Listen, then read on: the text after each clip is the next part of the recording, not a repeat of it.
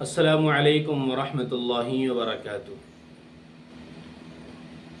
دوستو، آج آپ کو مشکلات کے حل کے دو یقینی نسخے بتائیں گے، 100% کام کرنے والے نسخے بتائیں گے۔ اس سے پہلے ہم آپ کو یہ بتانا چاہیں گے کہ جو مشکلات پیدا ہوتی ہیں ان مشکلات میں ہم اللہ کی طرف رجوع نہیں کرتے، ان مشکلات میں دنیاوی اعتبار سے گھس جاتے ہیں اور اپنے آپ کو کوسنے لگتے ہیں، بد دعائیں دینے لگتے ہیں۔ یہاں تک کہ یہ سننے اور دیکھنے میں آیا کہ بیماری سے اگر پریشان ہونے لگیں تو لوگ بد دعا دینے لگتے ہیں کہ اللہ اگر ٹھیک نہیں کر رہا ہے تو موت دے دے۔ بچوں کو بد دعائیں دیتے ہیں کہ اللہ نے تو بچے ایسے دیے ہیں جو بیمار رہتے ہیں، اللہ تو ہمارا کوئی کام بنانا ہی نہیں چاہتا۔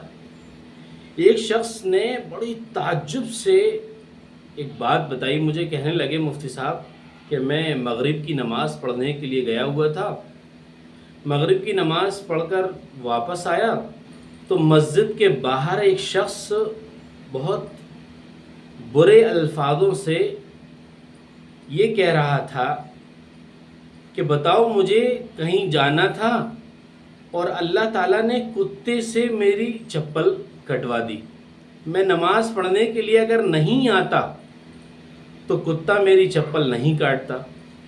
اب اللہ کو مجھ سے کیا تکلیف تھی کہ میں نماز پڑھنے کے لیے آیا اور کتے سے میری چپل کٹوا دی؟ تو یہ کہہ رہا تھا کہ اس سے اچھا تو میں نماز ہی پڑھنے نہیں آتا۔ تو صد افسوس کی بات یہ ہے کہ ہم مشکلات میں نگیٹو سوچنے لگتے ہیں، اس کے برخلاف سوچنے لگتے ہیں۔ دنیاوی اعتبار سے جو پریشانیاں، مشکلات، دشواریاں پیدا ہوں، ان حالات میں ہمیں قرآن کی طرف رجوع کرنے کی ضرورت ہے۔ آپ یاد رکھیے کہ قرآن ہر حال میں انسان کی رہبری اور رہنمائی کرتا ہے۔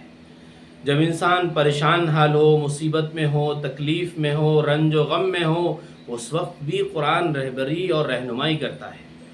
جب انسان خوش ہو، فرحت میں ہو، دلی سکون ہو اس کو، پھر بھی قرآن رہبری اور رہنمائی کرتا ہے۔ معلوم یہ ہوا قرآن ہر حال میں رہبری اور رہنمائی کرتا ہے، تو ہمیں قرآن کی طرف لوٹنے کی ضرورت ہے۔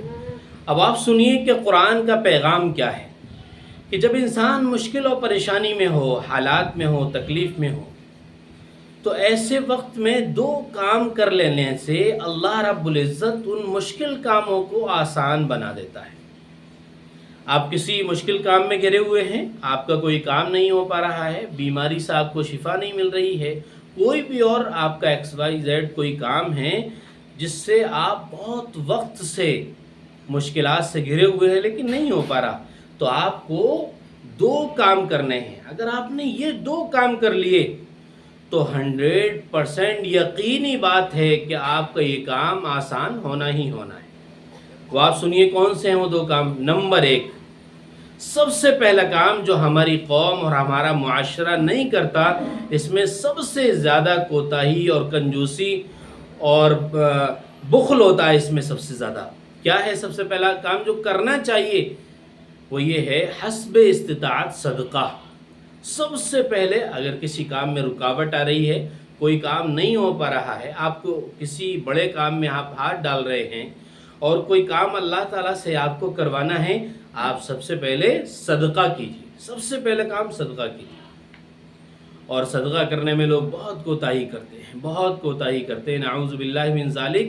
اللہ کے نبی صلی اللہ علیہ وسلم نے تو یہ فرمایا کہ ہر کام صدقے سے کرو، صدقہ دو اور اللہ سے اپنے کاموں کو بنوا لو۔ تو جو کام کرنے کا ہے، سب سے پہلا کام صدقہ ہے۔ دوسرا کام گناہوں سے پرہیز کرنا۔ یہ دو کام ایسے ہیں، اگر آپ نے ان دونوں کاموں کو کر لیا تو انشاءاللہ اللہ تعالیٰ آپ کے سارے مشکل کاموں کو آسان بنا دے گا۔ آپ کو وہم و گمان نہیں ہوگا کہ میرے یہ کام اتنے آسان کیسے ہو گئے۔ آپ کو یہ لگے گا اتنا مشکل کام تھا، اللہ تعالیٰ نے صدقے سے اس کو اتنا آسان بنا دیا۔ قرآن کیا کہہ رہا ہے؟ جس کسی نے اللہ کے راستے میں مال دیا، مال خرچ کیا اور پرہیزگاری اختیار کی تو ہم اس کے راستے کو آسان بنا دیتے ہیں۔ یہ سورہ فرقان، یہ سورہ لیل کی آیت ہے۔ تو یہ قرآن پاک کا حکم ہے کہ جس نے اللہ کے راستے میں مال خرچ کیا اور پرہیزگاری اختیار کی تو اللہ تعالیٰ اس کے راستے کو آسان بنا دیتے ہیں۔ اگر آپ بھی چاہتے ہیں کہ آپ کے بھی سارے مشکل کام حل ہو جائیں، آپ کی زندگی میں بھی آسانیاں پیدا ہو جائیں، رکاوٹیں ختم ہو جائیں، اگر آپ کو ایسا لگتا ہے کہ آپ کے گھر کے رشتے نہیں ہو پا رہے ہیں، آپ کے گھر کا کام نہیں ہو پا رہا ہے، آپ کسی کام کو کرنا چاہتے ہیں وہ کام حل نہیں ہو پا رہا، تو سوچیے مت اور زیادہ وقت سوچنے میں مت لگائیے، فوراً ان دونوں کاموں کو کرنے پہ لگ جائیے۔ پہلا کام صدقہ اور دوسرا کام پرہیزگاری اختیار کرنا۔